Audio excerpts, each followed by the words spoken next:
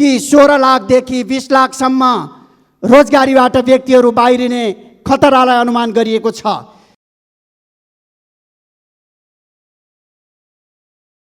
सम्माननीय सभामुख महोदय,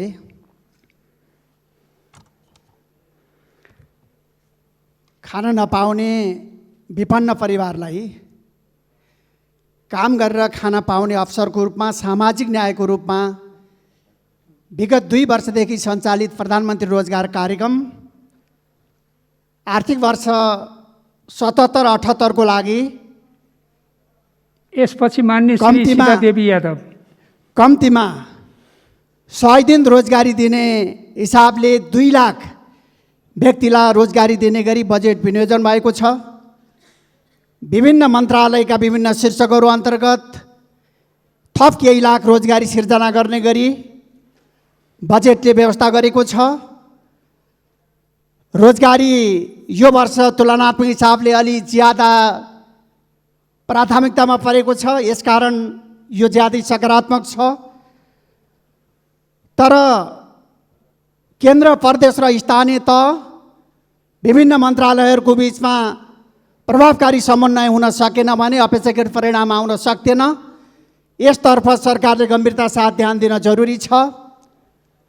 कामको संसारमा देखा परेका नयाँ चुनौतीहरू, प्रवृत्तिको विकास सँगसँगै काम गरिरहेको जनशक्तिलाई सामूहिक बनाउनको लागि दक्ष, थप दक्ष र पुनर्दक्ष बनाउने सन्दर्भमा यदि हामीले गम्भीरता साथ सोच बनाउन सकेनौँ भने काम गरिरहेको जनशक्ति रोजगारीबाट बाहिरिने एकातिर खतरा छ, अर्कोतिर हरेक वर्ष श्रम बजारमा आउने नयाँ जनशक्तिले काम नपाउँदा देखा पर्ने बेरोजगारीको अवस्था त भयावह छँदैछ।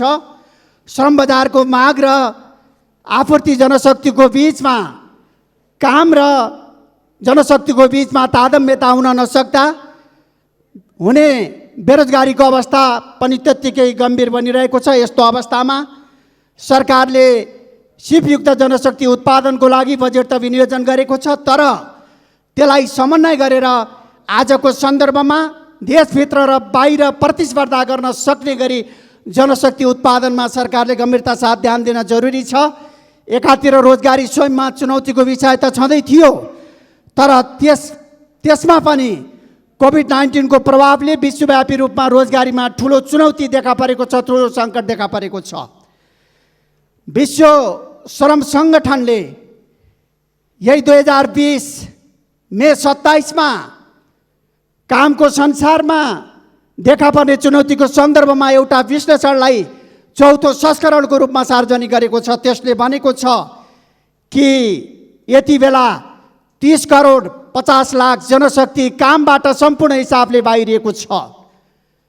सन् 2020 को मध्यसम्म अर्थात् यही आउँदो असारसम्म यो अवस्था अझ गम्भीर र भयावह बन्ने देखिएको छ। यसै गरी नेपालको सन्दर्भमा पनि एउटा अनुमान गरिएको छ कि 16 लाखदेखि 20 लाखसम्म रोजगारीबाट व्यक्तिहरू बाहिरिने खतरालाई अनुमान गरिएको छ। एकातिर नयाँ आउने श्रम शक्तिको व्यवस्थापन, अर्कोतिर भइरहेको रोजगारीबाट बाहिरिने सङ्कट, यसको व्यवस्थापन ज्यादै चुनौतीपूर्ण छ। यसकारण यो चुनौतीको गम्भीरतालाई अझ उचाइबाट सम्बोधन गर्ने गरी कसरी देशमा रोजगारी सिर्जना गर्न सकिन्छ, यो सवालमा अझ गम्भीरता साथ ध्यान दिन जरुरी छ। कृषि उत्पादनमा रोजगारीका पर्याप्त सम्भावनाहरू छन्। कृषि उत्पादनमा कसरी देशलाई आत्मनिर्भर बनाउने, कसरी औद्योगिक उत्पादनमा रोजगारी सिर्जनाको हिसाबले औद्योगिक उत्पादनलाई प्राथमिकता दिने, परम्परादेखि चलिआएको वैदेशिक उत्पादित वस्तुको खपत गर्ने बजारमा परिणत भएको हाम्रो देशलाई कसरी तुलनात्मक हिसाबले उत्पादनमा आत्मनिर्भर बनाउने भन्ने सन्दर्भमा हामीले अझ धेरै जोड दिनु जरुरी छ। सभामुख महोदय, यदि हामीले हाम्रो देशको उत्पादनलाई प्रोत्साहित गर्न सकेनौँ, उत्पादनलाई संरक्षण दिन सकेनौँ भने न देशको राष्ट्रिय अर्थतन्त्रलाई तुलनात्मक हिसाबले आत्मनिर्भर बनाउन सकिन्छ, न रोजगारीका अवसरहरू सिर्जनाको कुनै सम्भावना रहन्छ। यसकारण यो तर्फ गम्भीरता साथ अझ हामी काम गर्न जरुरी छ, परिणाममूलक ढङ्गले काम गर्न जरुरी छ। यसै गरी सभामुख महोदय, आज दुनियाँका धेरै विकसित देशहरूले जुन प्रकारले आर्थिक समृद्धि प्राप्त गरेका छन्, जनसाङ्ख्यिक लाभको पर्याप्त सदुपयोग गरेका छन्, तर आज दुर्भाग्यवश भन्न चाहन्छु 1992 देखि हामी जनसाङ्ख्यिक लाभको अवस्थामा प्रवेश गऱ्यौँ।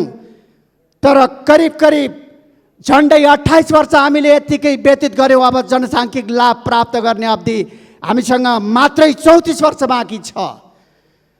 आज दुनियाँका धेरै देशहरूले जुन प्रकारले जनसाङ्ख्यिक लाभको प्रयोग गरे, हामीले त्यो ढङ्गले प्रयोग गर्न सकिरहेका छैनौँ।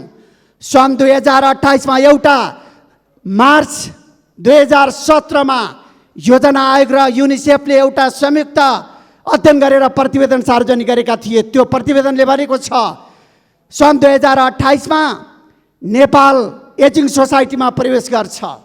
सन् 2054 नेपाल एजेड सोसाइटीमा प्रवेश गर्छ।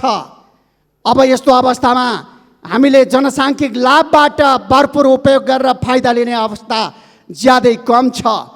संसारमा एजिङ सोसाइटीमा प्रवेश गरेर एजेड सोसाइटीसम्म यो सङ्क्रमणको अवधि फ्रान्सले 115 वर्ष प्राप्त गरेको थियो, स्विडेनले 85 वर्ष प्राप्त गरेको थियो, तर नेपालले मात्रै 26 वर्ष प्राप्त गर्दैछ।